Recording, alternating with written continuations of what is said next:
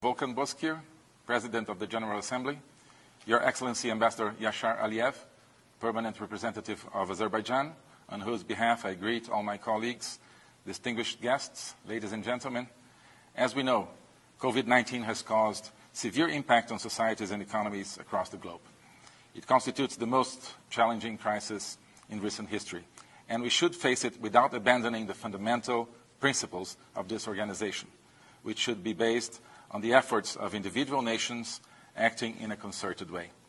COVID-19 must not be taken as a pretext to advance agendas that extrapolate from the constitutional structure of the UN system. Despite its worldwide reach, the pandemic affects individual nations and peoples unevenly.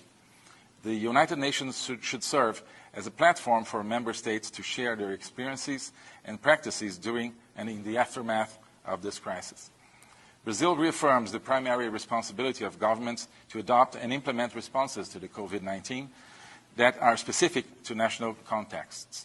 There is no possible one-size-fits-all solution.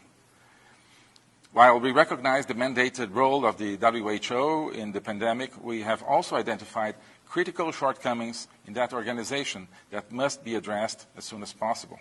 COVID must lead to better multilateral institutions. They must be transparent and accountable.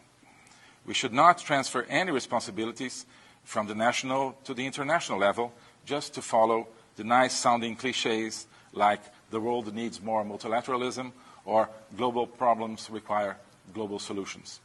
Clichés will not help us face the pandemic. Only national work and cooperation among nations with the international organizations serving their indispensable role as the locus of coordination and provider of cooperation will do that job. The fight against the virus is no less critical than initiatives to mitigate its social and economic effects. We are all confronted with the difficult task of protecting the lives and guaranteeing the livelihoods of our populations. Hence, it is my hope that today's debate makes a meaningful contribution in this regard. Brazil has adopted bold actions to address the challenges raised by the pandemic and to tackle the resulting economic crisis. We are providing emergency assistance to approximately 67 million Brazilians, which allows them to cope with the pandemic and maintain their income, especially those in the informal sector and the unemployed. Our expenses to guarantee the subsistence of the most vulnerable in our population amount to more than 8% of GDP. This burden falls onto Brazilian taxpayers, not on any multilateral institution. The Brazilian economy remains resilient. Economic growth has resumed, agricultural production has achieved record levels, and unemployment remains under control. During the pandemic, we kept our agricultural production, which is responsible for feeding 1.2 billion people. Again, this was a national effort, not the result of any multilateral institutions' efforts. I don't say this to blame anything on multilateral institutions, just to emphasize that national efforts and national responses, in our case, were fundamental to face the COVID crisis. Brazil has also been making continuous efforts to provide every citizen with the necessary care and treatment.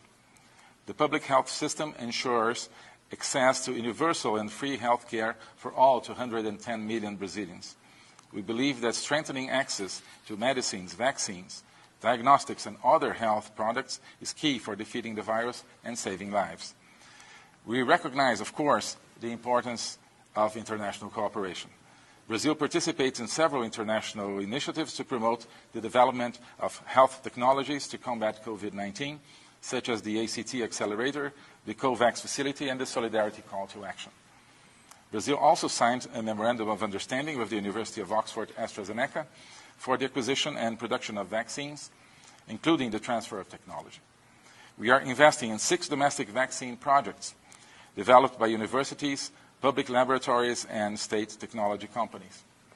The Ministry of Health estimates that Biomanguinhos Fiocruz and the Instituto Butantan, 2 of the biggest public research institutions in Brazil, together with domestic pharmaceutical companies that have specific arrangements with foreign laboratories, will be able to produce 600 million to 800 million doses by mid-2021. With this level of production, Brazil hopes to be able to actively contribute to immunization efforts in the region and across the world.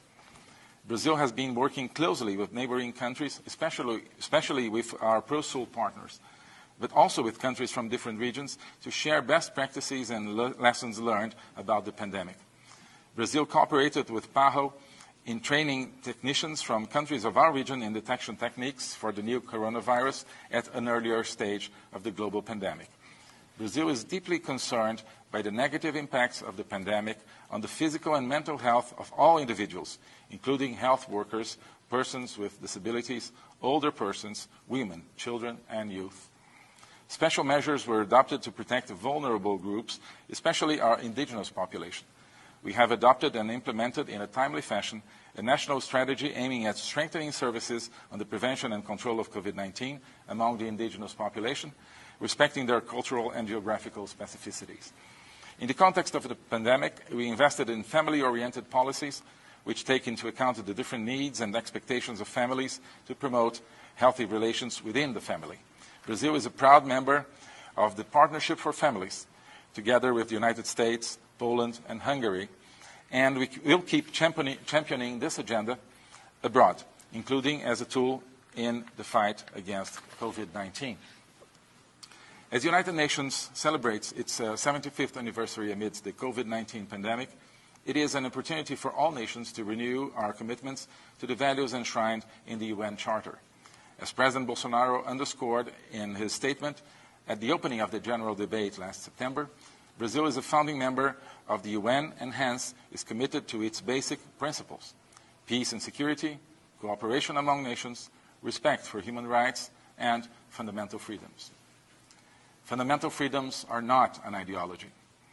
Human dignity requires freedom as much as it requires health and economic opportunities. Those who dislike freedom always try to benefit from moments of crisis to preach the curtailing of freedom. Let's not fall for that trap. Totalitarian social control is not the remedy for any crisis. Let's not make democracy and freedom one more victim of COVID-19. Thank you very much.